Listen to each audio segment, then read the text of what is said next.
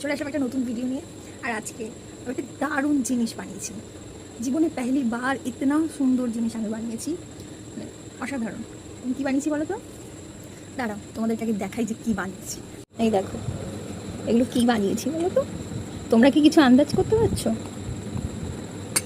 দেখো কত সুন্দর দেখতে হয়েছে না?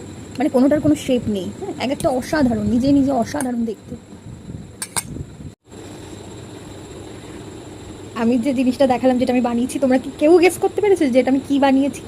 যদি গেস করে থাকো তাহলে অবশ্যই কমেন্টে লিখতে ভুলো না।